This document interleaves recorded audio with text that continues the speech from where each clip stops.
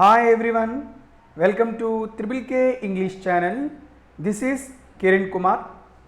Under day 2 of General English Grammar course, we are going to learn about parts of speech.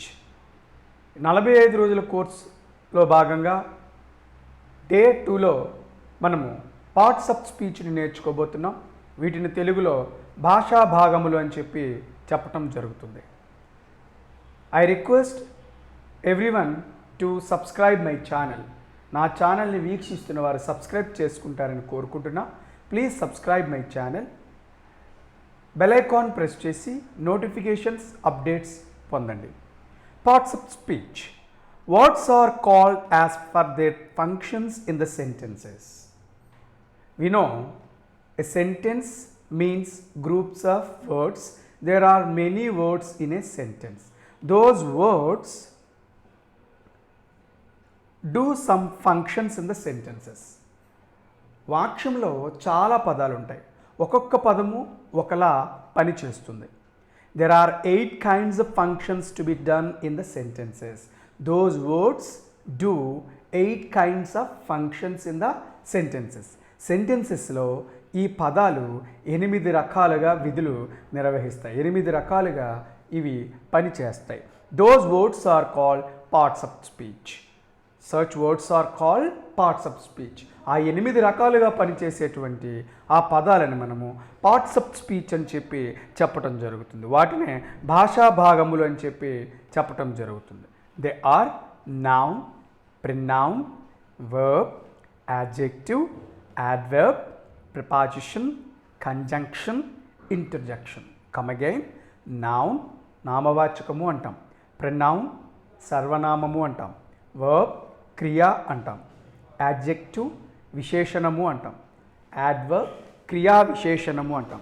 Preposition, విభక్త్యార్థ పదము అంటాం. Conjunction, సముచ్చయము అంటాం. Interjection, భావోద్రేక ప్రకటనార్థకము అని చెప్తాం. ఈ విధంగా ఈ 8 పదాలని మనము పార్ట్స్ ఆఫ్ స్పీచ్, భాషా భాగములు అని చెప్తాం. Let's learn these words in detail. ఇప్పుడు వీటి గురించి మనము క్షుణ్ణంగా నేర్చుకుందాం. Noun. A noun is a word that denotes the name of a person, place, animal or thing. A noun is a word that denotes the name of a person, place, animal or thing. What is a noun? A noun is nothing but the name of a person, place, animal or thing. వ్యక్తుల యొక్క పేర్లను కానీ, స్థలముల యొక్క పేర్లను కానీ, జంతువుల యొక్క పేర్లను కానీ, వస్తువుల యొక్క పేర్లను కానీ తెలియచేసే పదాన్ని నౌన్, నామవాచకము అంటాం. Example, man, Delhi, strength, metal. ఇవన్నీ కూడా వ్యక్తులు, స్థలములు, వస్తువులు వీటి యొక్క పేర్లను తెలియచేస్తున్నాయి కాబట్టి వీటిని మనము నౌన్ అని చెప్పడం జరుగుతుంది. These nouns are divided as common noun, proper noun, collective noun, material noun, abstract noun. Nouns are divided as 5 types: common noun, proper noun, collective noun, material noun, abstract noun. ఈ విధంగా నౌన్స్ని 5 రకాల నౌన్స్గా పేర్కొనడం జరుగుతుంది. Let's learn about these nouns in detail. ఇప్పుడు ఈ నౌన్స్ గురించి వివరంగా మనము తెలుసుకుందాం. Common noun. What is a common noun? The same class of a person are the same kind of person. It denotes all things or persons of the same class or kind. ఒకే తరగతి, ఒకే విభాగానికి చెందినటువంటి నామవాచకాలను మనము common noun అని చెప్పటం జరుగుతుంది.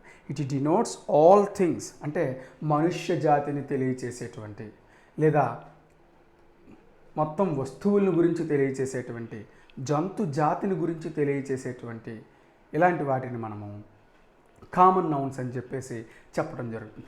Man అంటాం అంటే man మొత్తం మనుషులందరి గురించి తెలియచేస్తుంది. బాయ్ అంటాం విద్యార్థులందరి గురించి తెలియచేస్తుంది. బాలుడు, స్టూడెంట్, విద్యార్థులందరి గురించి తెలియచేస్తుంది. పెన్స్ గురించి తెలియచేస్తుంది. టైగర్స్ గురించి తెలియజేస్తుంది. ఇలా మనము ఒకే విభాగానికి చెందినటువంటి నామవాచకములను కామన్ నౌన్ అని చెప్పి చెప్పడం జరుగుతుంది. విమెన్ అనేటప్పటికి మొత్తం స్త్రీ జాతిని తెలియజేస్తుంది. కాలేజ్ అంటే కళాశాలలన్నింటినీ తెలియజేస్తుంది. టేబుల్ బల్లలన్నింటినీ కూడా తెలియజేస్తుంది. ఈ విధంగా మనము కామన్ నౌన్ అంటే ఈ విధంగా మనము అర్థం చేసుకోవచ్చు. Proper noun, it denotes the name of a particular person, thing or place. ఒకే వ్యక్తిని, ఒకే వస్తువుని, ఒకే స్థలముని పర్టిక్యులర్గా ఫలానా particular person, particular thing, particular person, ఫలానా వ్యక్తి అంటే మనం పిలవగానే ఒక వ్యక్తి మాత్రమే స్పందించేటట్టయితే దాన్ని మనము ఎవరినైతే మనం పిలుస్తున్నామో ఆ వ్యక్తి మాత్రమే స్పందించేటట్టయితే మనం దాన్ని ప్రాపర్ నౌన్ అని చెప్పి చెప్పడం జరుగుతుంది. ఇందాక చెప్పాం మనం స్టూడెంట్ అన్నాం. స్టూడెంట్ అంటే అందరి గురించి, విద్యార్థులందరి గురించి ఏ విద్యార్థి అనేది మనం ఖచ్చితంగా చెప్పలేం. అలా కాకుండా స్టూడెంట్ యొక్క నేమ్ని మనము ఇక్కడ మనము చెప్పామనుకోండి, ఆ వ్యక్తిని మాత్రమే తెలియచేస్తుంది. ఫలానా అని మనకి ఇక్కడ అర్థం వస్తుంది. ఫలానా వ్యక్తి లేదా ఫలానా వస్తువు లేదా ఫలానా స్థలము అని చెప్పి తెలియచేసేదాన్ని మనము ప్రాపర్ నౌన్ అని చెప్పి చెప్పటం జరుగుతుంది. Example Sunita Williams. పర్టికులర్గా ఇక్కడ మనం ఎవరి గురించి అయితే చెప్తున్నామో వాళ్ళని గురించే తెలియచేస్తుంది కాబట్టి ఇది ప్రాపర్ నౌన్ అవుతుంది. చెన్నై, ఇక్కడ ప్లేస్ అనేది కామన్ నౌన్, కానీ చెన్నై అనేది చెన్నై నగరాన్ని తెలియచేస్తుంది కాబట్టి ఇది proper noun. Godavari, actually Godavari అనేది ఏంటి? రివర్ అనేది కామన్ నౌన్. రివర్ అంటే చాలా రివర్స్ని తెలియచేస్తాయి కాబట్టి అది కామన్ నౌన్ అవుతుంది. కానీ ఇక్కడ గోదావరి అన్నాం అంటే పర్టికులర్గా గోదావరి నది గురించి తెలియచేస్తుంది కాబట్టి ఇది మనకి ప్రాపర్ నౌన్ అవుతుంది. So proper noun means a particular person, particular thing or particular person. Collective noun is nothing but groups. ఇక్కడ కలెక్టివ్ నౌన్ అంటే సముదాయములుగా, సమూహములుగా ఉండేవాటిని. కలెక్టివ్ నౌన్ అంటే సముదాయములుగా, సమూహములుగా ఉండేవాటిని మనము కలెక్టివ్ నౌన్ అని చెప్తాం. It denotes a group of persons, things or animals. A collective noun denotes groups of persons, things or animals. అంటే ఇక్కడ వ్యక్తుల సమూహం కానీ, వస్తువుల సమూహం కానీ, జంతువుల సమూహం కానీ ఉన్నట్లయితే దాన్ని కలెక్టివ్ నౌన్ అంటాం. ఆ డెఫినేషన్లోనే ఉంది మనకి కలెక్టివ్ అని చెప్పేసి అర్థం ఉంది మనకి. ప్యాక్ సమూహంగా ఉంటుంది. క్రౌడ్ వ్యక్తుల యొక్క సమూహం. బంచ్ ఈ విధంగా ఇవన్నీ కూడా సమూహాలను తెలియజేస్తాయి కాబట్టి వీటిని మనము కలెక్టివ్ నౌన్ అని చెప్పి చెప్పడం జరుగుతుంది. Collective noun is nothing but group of persons, things or animals. సమూహములుగా ఉండే వ్యక్తులను, వస్తువులను, జంతువులను తెలియచేస్తుంది కాబట్టి దీన్ని కలెక్టివ్ నౌన్ అని చెప్పి చెప్పడం జరుగుతుంది. Material noun, name of some material or substance which have no separate parts. Name of some material కొన్ని పదార్థాలు or substance which have no separate parts విడిభాగములు లేనటువంటి పదార్థాలని, విడిభాగములు లేనటువంటి మెటీరియల్స్ని మనము మెటీరియల్ నౌన్ అని చెప్పి చెప్పటం జరుగుతుంది. వుడ్, ఇందులో విడిభాగం రాకూడదు. వుడ్ అంటే మనం కలప అని చెప్తాం. ఐరన్ ఇనుము, ఆయిల్ శాండ్ ఇసుక, రైస్ ఇలా విడిభాగములు కాదు ఇవి. ఈ విడిభాగములు కాకుండా ఉండేటువంటి పదార్థాలు కాబట్టి వీటిని మనము మెటీరియల్ నౌన్ అని చెప్పేసి చెప్పటం జరుగుతుంది. What is a material noun? Name of some materials or substances పదార్థాలు which have no separate parts విడిభాగములు లేనటువంటి పదార్థాలను మనము ఇక్కడ మెటీరియల్ నౌన్ అని చెప్పి చెప్పటం జరుగుతుంది. Separate parts of material nouns are known as common noun. When there are separate parts of material nouns, those are called common nouns. ఈ మెటీరియల్ నౌన్స్ యొక్క సెపరేట్ పార్ట్స్ వచ్చినట్లయితే వాటిని మనము కామన్ నౌన్ అని చెప్పి చెప్పటం జరుగుతుంది. ఫర్ ఎగ్జాంపుల్ వుడ్ అన్నాం మనం. వుడ్ అనేది సెపరేట్ పార్ట్ లేదు కాబట్టి అది మెటీరియల్ నౌన్. అలా కాకుండా మనము ఈ వుడ్తో ఒక డోర్ తయారు చేయొచ్చు, ఈ వుడ్తో టేబుల్ తయారు చేయొచ్చు. ఇలా సెపరేట్ పార్ట్ వచ్చింది కాబట్టి డోర్ అనేది టేబుల్ అనేది కామన్ నౌన్ అవుతుంది. So separate parts of material nouns are known as common nouns. Material nouns యొక్క విడిభాగాలు కానీ పేర్కొన్నట్లయితే వాటిని మనము కామన్ నౌన్స్ అని చెప్పి చెప్తాం. Next last one, abstract noun. Abstract noun. An abstract noun is nothing but the name of any quality, science, art, state or action. వ్యక్తి యొక్క లక్షణాన్ని, సైన్స్ ఇక్కడ శాస్త్రాన్ని, కళని తెలియచేసే వాటిని మనము అబ్స్ట్రాక్ట్ నౌన్ అంటాం. దీన్ని సింపుల్గా మనం గుర్తుంచుకోవచ్చు. కాన్సీ, కాంటచ్. కాన్సీ, కాంటచ్, చూడలేనిది, తాకలేనిది, వీటిని మనము అబ్స్ట్రాక్ట్ నౌన్స్ అని చెప్పి చెప్పచ్చు. బ్యూటీ. బ్యూటీ అనేటప్పటికీ అందం అని చెప్పేసి అర్థం. పర్టికులర్గా దీనికంటూ ఒక రూపం ఏమీ కూడా ఉండదు. అంటే పలానా వాళ్ళు అందంగా ఉన్నారు, షీ ఈజ్ బ్యూటీ అంటాం. పర్టికులర్గా దానికి ఏమీ కూడా ఒక రూపం ఏమీ ఉండదు. కాబట్టి కాంట్ సీ, కాంట్ టచ్, చూడలేనిది, తాకలేనిది, దీన్ని మనము అబ్స్ట్రాక్ట్ నౌన్ అని చెప్పి చెప్తాం. విస్టమ్, తెలివి. స్ట్రెంగ్త్, బలము. నాలెడ్జ్, జ్ఞానము.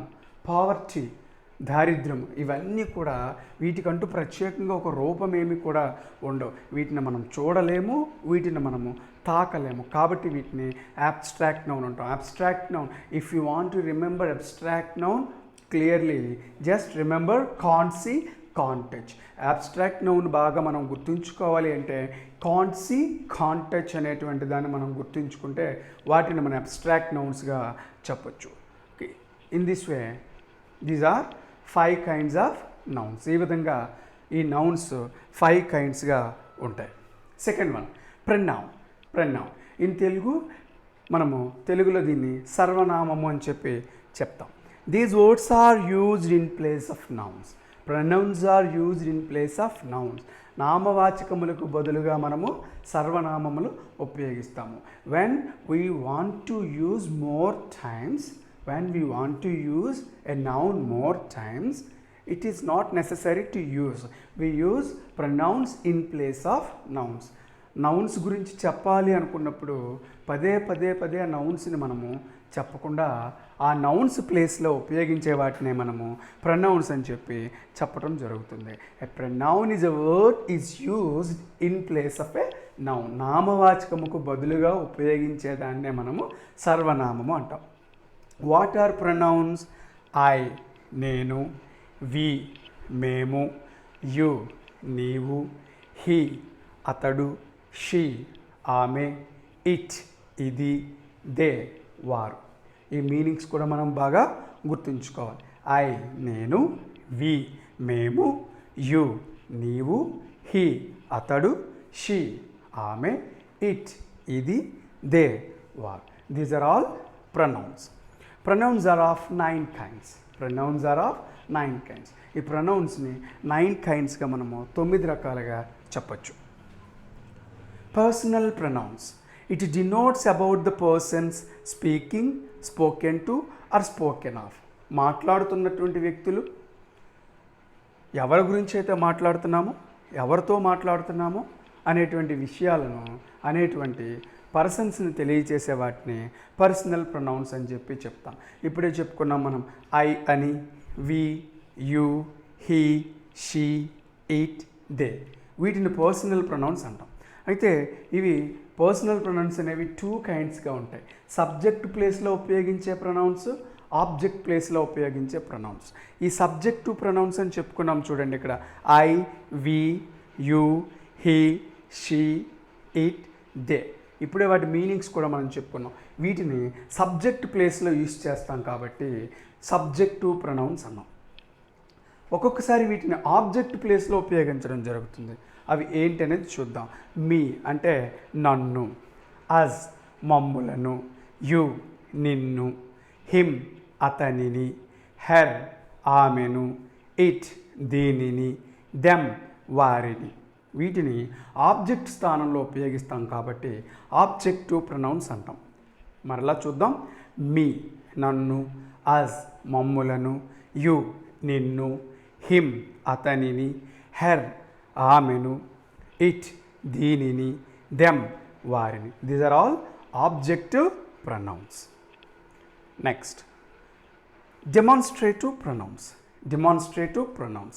It points to someone or thing which already referred to. It points to someone or thing which already referred to. It particularly points someone. It particularly points something which already referred. ఇది ఈ demonstrative pronoun అనేది ఫలానా వ్యక్తిని లేదా ఫలానా వస్తువుని మనము చెప్పుకున్నటువంటి ఎవరి గురించి అయితే చెప్పుకున్నామో ఫలానా వ్యక్తిని లేదా ఫలానా వస్తువుని తెలియజేస్తుంది. Example this, that, these, those, such, other. ఇది లేదా అది, ఇవి, అవి అని చెప్పేసేటువంటి ఇలాంటి పదాలను మనము డెమాన్స్ట్రేటివ్ ప్రొనౌన్స్ అని చెప్పి చెప్పటం జరుగుతుంది. Next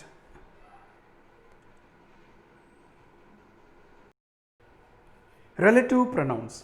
Third kind of pronouns are relative pronouns. It is used to join clauses. A relative pronoun is used to join clauses. ఈ relative pronoun అనే దానిని క్లాజెస్ని ఉపయోగిస్తాము. క్లాజెస్ని జాయిన్ చేయడానికి ఉపయోగిస్తాము. ఈ క్లాజెస్ అంటే మనకి గ్రూప్ ఆఫ్ వర్డ్స్, కొన్ని పదముల సముదాయము. క్లాజ్ అంటే కొన్ని పదముల సముదాయం. These are 8 kinds.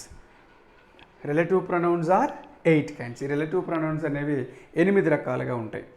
హూ అంటే ఎవరు, హూమ్ ఎవరిని, హూస్ ఎవరి యొక్క, విచ్ ఏది, దట్, వాట్, యాజ్, బట్ వీటన్నిటిని కూడా రిలేటివ్ ప్రొనౌన్స్ అంటాం. These pronouns are used to join clauses.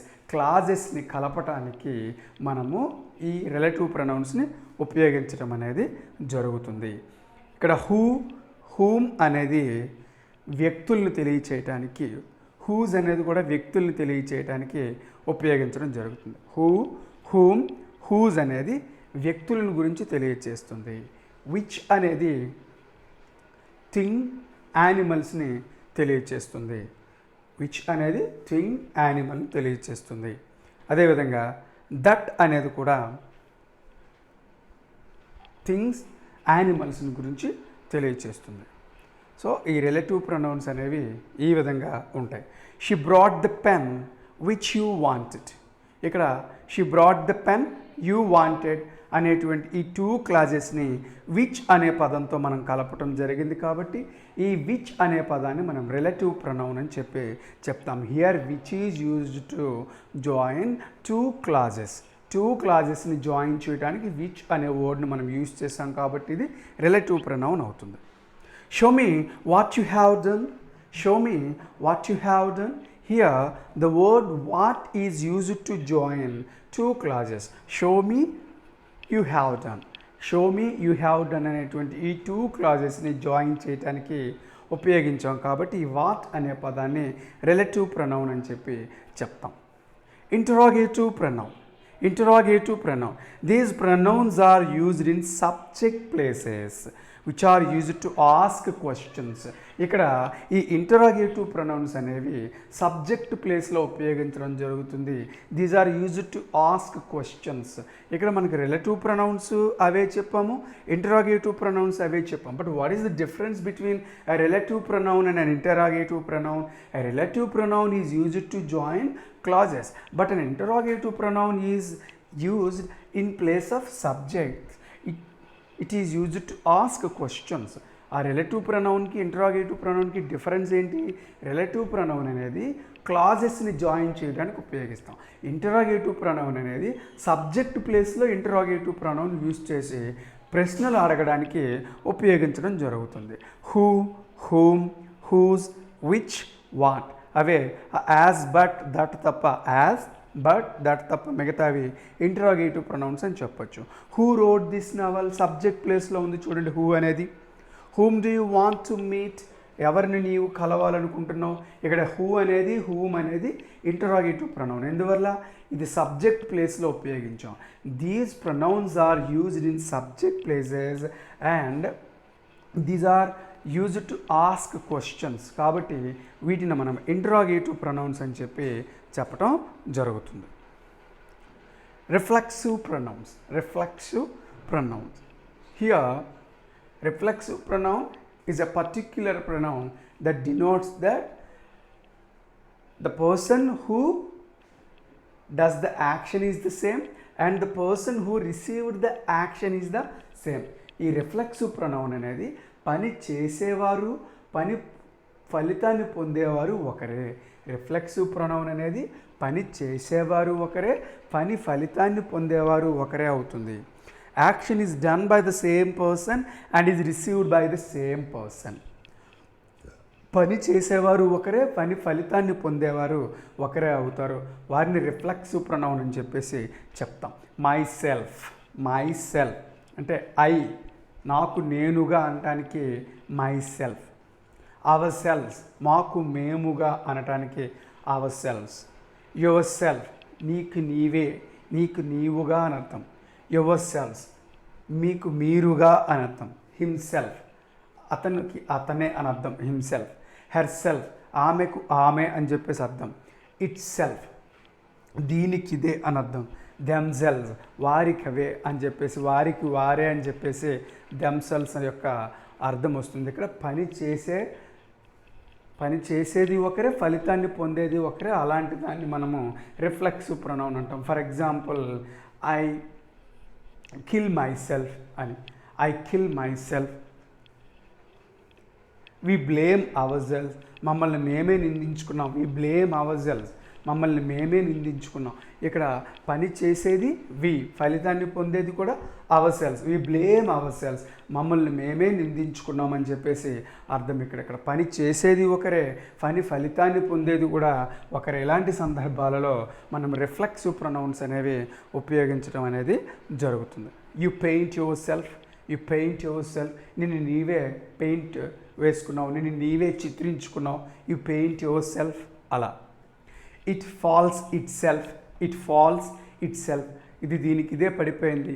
It falls itself. ఇలా మనం రిఫ్లెక్సివ్ ప్రొనౌన్స్ని యూజ్ చేయడం జరుగుతుంది. Indefinite pronouns. It points persons or things in a general way. అంటే ఒక్కరికే కాకుండా అందరినీ ఉద్దేశించి చెప్పే సందర్భంలో ఈ ఇండెఫినిట్ ప్రొనౌన్స్ అనేవి ఉపయోగించడం జరుగుతుంది. Indefinite pronouns are used in a general way. అందరినీ ఉద్దేశించేటట్టుగా చెప్పేటువంటి ప్రొనౌన్స్ని ఇండెఫినిట్ ప్రొనౌన్స్ అంటాం. All, some, nobody, somebody. All అందరూ, సమ్ కొందరు, నోబడి ఎవరో కాదు, సంబడి ఎవరో ఒకరు. ఇలా మనము ఈ ఇండెఫినిట్ ప్రొనౌన్స్ని యూజ్ చేస్తాం. నోబడి టుక్ ఇట్, ఎవరు తీసుకోలేదు. నోబడి అంటే పర్టికులర్గా ఏ పర్సన్ని తెలియచేయలేదు, అందరినీ తెలియచేసింది.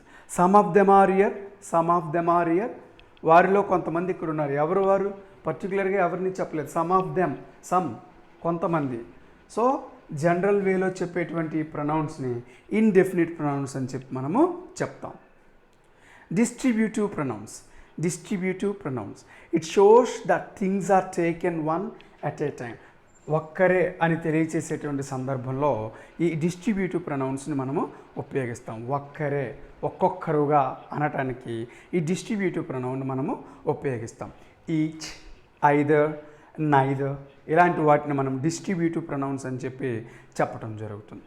Each of the boys were given, ప్రతి పిల్లవాడికి ఇవ్వటం జరిగింది. అంటే ఒక్కరే అని తెలియచేసేటువంటి సందర్భంలో ఈ డిస్ట్రిబ్యూటివ్ ప్రొనౌన్ను ఉపయోగిస్తాం. ఈచ్ అని కానీ, ఐదర్ అని కానీ, నైదర్ అని కానీ వీటిని మనము డిస్ట్రిబ్యూటివ్ ప్రొనౌన్స్ అని చెప్పటం జరుగుతుంది. పొజెసివ్ ప్రొనౌన్ హక్కు సంబంధాన్ని తెలియచేసేటువంటి వాటిగా ఇవి ఉంటాయి. It denotes possession of a person are thing. వ్యక్తి యొక్క లేదా వస్తువు యొక్క హక్కు సంబంధాన్ని తెలియచేసేటట్టుగా ఉంటాయి ఇవి. మైన్, నాది అని. అవర్స్, మాది. యువర్స్, నీది లేదా మీది. హిజ్, అతనిది. హెర్స్, ఆమెది. ఇట్స్, దీనిది. థెయిర్స్, వారిది. ఈ మీనింగ్ చూద్దాం ఒకసారి. పొజెసివ్ ప్రొనౌన్ ఇక్కడ జనరల్గా నా యొక్క పుస్తకము అంటాం, దిస్ ఈజ్ మై బుక్ అంటాం. అది మై అనేది అక్కడ యాడ్జెక్టివ్ అవుతుంది. కానీ ఈ పుస్తకము నాది అనాలి అంటే దిస్ బుక్ ఈజ్ మైన్ అంటాం. అంటే ఇక్కడ మైన్ అనేది ప్రొనౌన్గా ఉపయోగించబడింది, పొజెసివ్ ప్రొనౌన్గా ఉపయోగించబడింది. మైన్ నాది, అవర్స్ మాది, యువర్స్ నీది లేదా మీది, హిజ్ అతనిది, హర్స్ ఆమెది, ఇట్స్ దీనిది, దేర్స్ వారిది. ఇలా ఉండే వాటిని మనము పొజెసివ్ ప్రొనౌన్స్ అంటాం. This pen is mine, this pen is mine. Here mine is a possessive pronoun. ఈ కలము నాది. It is yours, yours. Here yours is a possessive pronoun. ఇది నీది అని చెప్పేసి అర్థం వస్తుంది. వీటిని పొజెసివ్ ప్రొనౌన్స్ అంటాం. Reciprocal pronouns. Reciprocal pronoun it denotes mutual action, అంటే పరస్పర చర్యలను తెలియచేస్తుంది. It denotes mutual actions. Each other, one another. Each other, one another. ఇద్దరి మధ్య అని చెప్పడానికి ఈచ్ అదర్ యూజ్ చేస్తాము. ఇద్దరికంటే ఎక్కువ మంది మధ్య అని చెప్పడానికి వన్ అనదర్ యూజ్ చేస్తాం. Each other, one another. It denotes mutual actions. Reciprocal pronoun is used to denote mutual action. ఈ రెసిప్రోకల్ ప్రొనౌన్ అనే దాన్ని పరస్పర చర్యలు తెలియచేయటానికి ఉపయోగించడం జరుగుతుంది. Each other, one another. Each other is used to denote between two persons. One another is used to denote more than two persons. Each other అనేది ఇద్దరు వ్యక్తుల మధ్య అని చెప్పటానికి, వన్ అనదర్ అనేది ఇద్దరికంటే ఎక్కువ మంది వ్యక్తుల మధ్య అని చెప్పటానికి ఉపయోగిస్తాం. These are all pronouns. ఈ విధంగా ఈ ప్రొనౌన్స్ 9 kinds ఆఫ్ ప్రొనౌన్స్ అనేవి ఉంటాయి. Verb. Third one, verb. A verb is a word that denotes an action done by the agent or doer. Earlier we discussed that a verb is nothing but an action done by the subject or an agent or doer. మనం గతంలో చెప్పుకోవడం జరిగింది. verb అంటే క్రియ, కర్త చేసినటువంటి పని క్రియ అని చెప్పేసి మనము చెప్పడం జరుగుతుంది. Example, drink, right, play, eat, swim. There are many kinds of verbs in our daily life from morning to evening. రోజులో మనం ఉదయం నుంచి రాత్రి వరకు మనం చాలా యాక్షన్స్ చేస్తుంటాం, చాలా పనులు చేస్తుంటాం. అవన్నీ కూడా వర్బ్స్ అని చెప్పి మనము చెప్పచ్చు. Verbs are all many kinds. Verbs are all many kinds. There are many kinds of verbs. Verbs అనేవి చాలా రకాలుగా ఉంటాయి. Lexical or grammatical verbs. Lexical and grammatical verbs. Here lexical verbs indicates action. లెక్సికల్ వర్బ్స్ అనేవి యాక్షన్ని తెలియచేస్తాయి, చేసే పనిని తెలియచేస్తాయి. Example, she teaches a lesson. ఆమె వాట్ డస్ షీ డూ? ఆమె ఏం చేసింది? She teaches a lesson. ఆమె పాఠాన్ని బోధించింది. ఇక్కడ టీచర్స్ అనేది మన యొక్క యాక్షన్ని తెలియచేసింది. సో దీన్ని మనము లెక్సికల్ వర్బ్ అంటాం. What is a grammatical verb? Indicates time and condition. Grammatical verb indicates time and condition. Mostly these are all helping verbs. My friend shall come here. My friend shall come here. In this sentence, come is a principal verb, but which word assists it? కానీ ఈ principal వర్బ్కి ఏది హెల్పింగ్గా ఉంది? Shell. So ఇది టైమ్ని, కండిషన్ని తెలియచేస్తుంది. పర్టికులర్గా అంటే friend ఎప్పుడు వస్తాడని చెప్తా ఉంది మనకి. షెల్ కమ్ హియర్ అంటే అతను భవిష్యత్తులో వస్తాడు అనేటువంటి టైమ్ని, కండిషన్ని తెలియచేసింది. కాబట్టి ఆ షెల్ని మనము గ్రామటికల్ వర్బ్ అని చెప్పి చెప్పచ్చు. Lexical verb indicates action. Grammatical verb indicates time and condition. Next, transitive and intransitive verbs.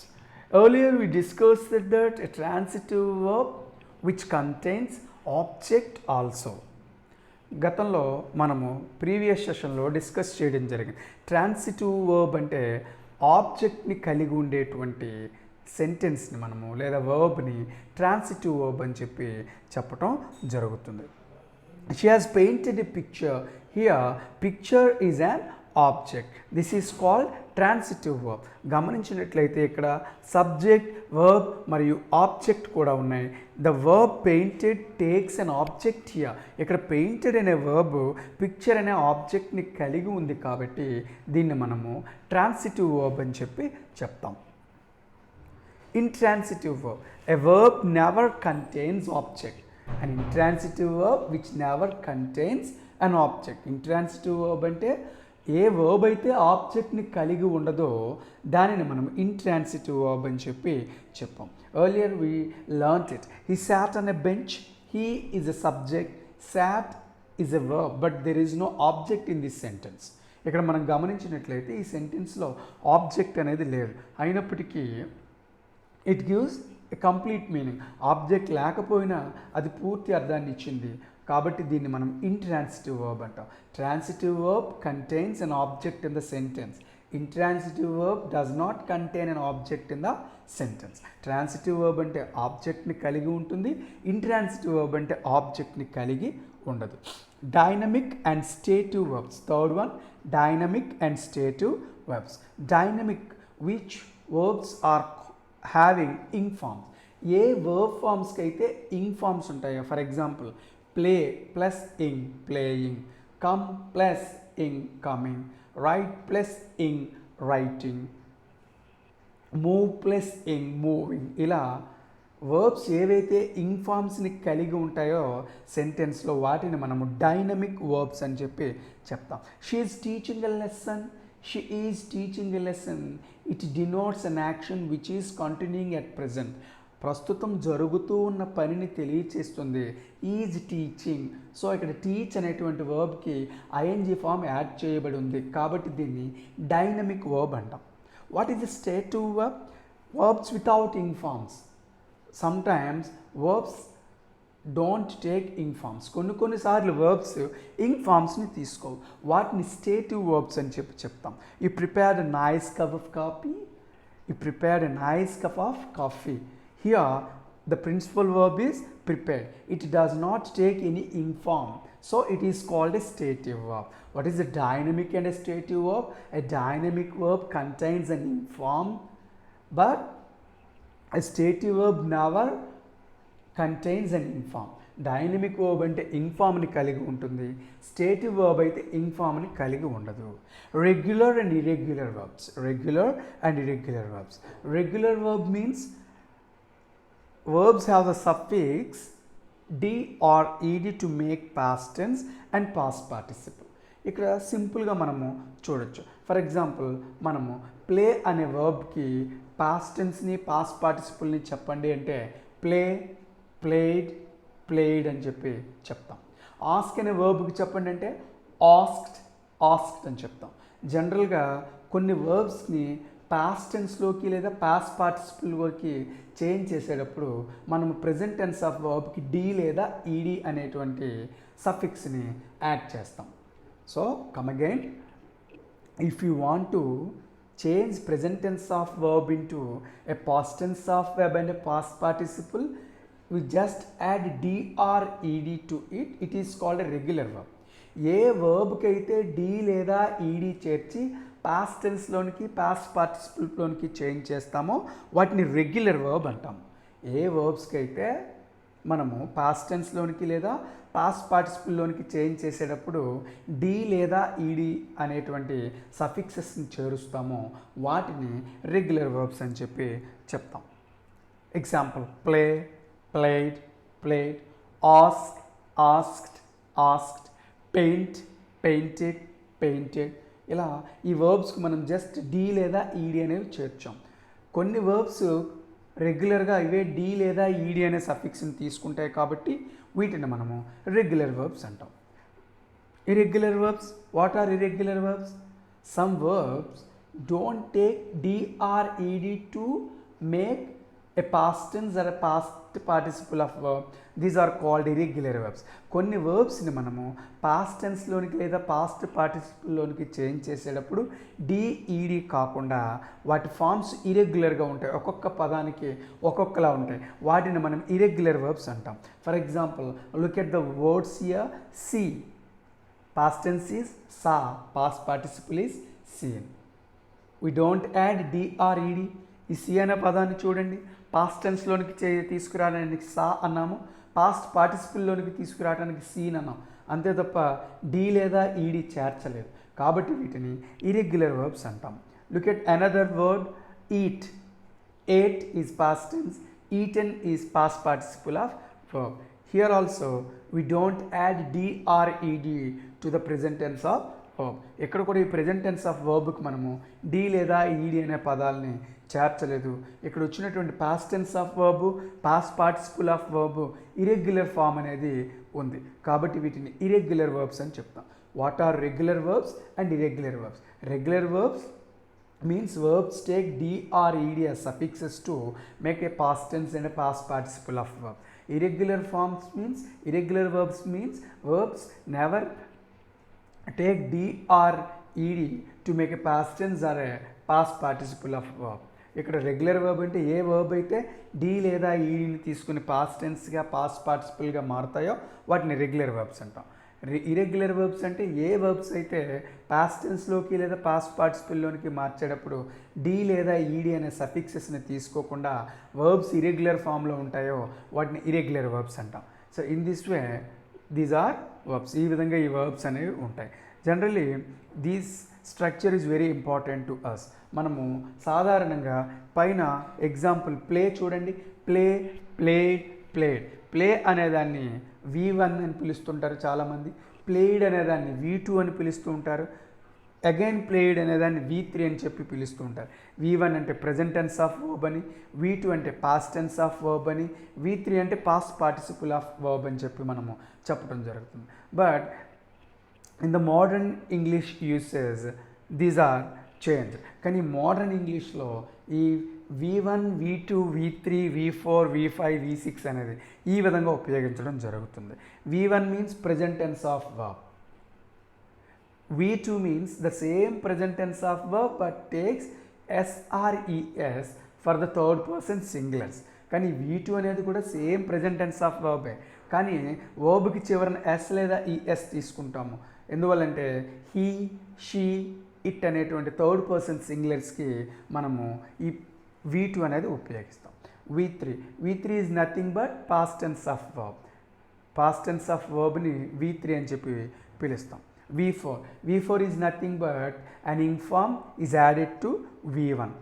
V1కి ing form add చేస్తే దాన్ని V4 అని చెప్పి మనం పిలుస్తాము, ప్రజెంట్ పార్టిసిపుల్. V1కి ఇంగ్ ఫామ్ యాడ్ చేస్తే V4 అంటాము, దాన్ని ప్రజెంట్ పార్టిసిపుల్ అని చెప్పి పిలుచుకోవడం జరుగుతుంది. V5 is nothing but a past participle of verb. పైన మనం చూడండి V1, V2, V3 అని చెప్పాం, V3లో ప్లేడ్ అని చెప్పాం. సో ఈ మోడర్న్ యూసేజ్లో ఆ పాస్ట్ పార్టిసిపుల్ని V5గా పిలవటం అనేది జరుగుతుంది. V5 మీన్స్ ఇక్కడ వర్బ్ 5 అని చెప్పి అర్థం.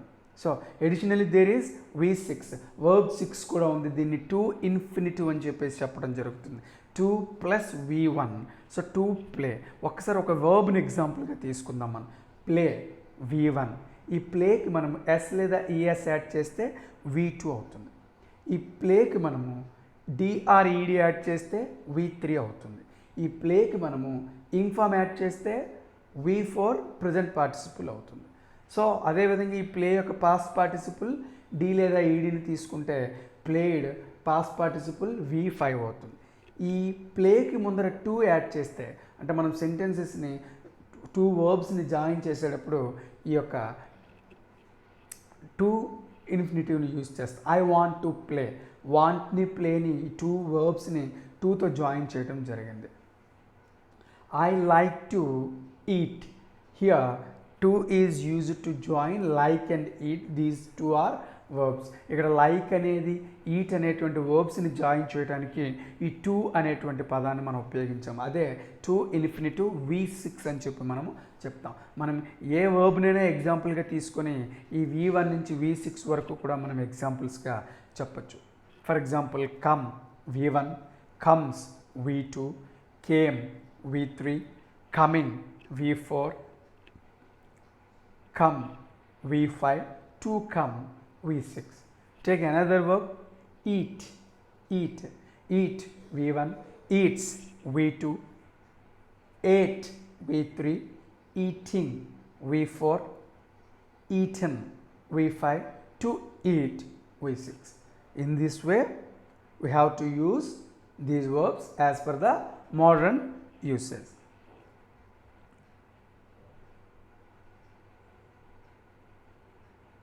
Thank you for watching. We have to discuss the remaining parts of speech in the next session. Please subscribe my channel.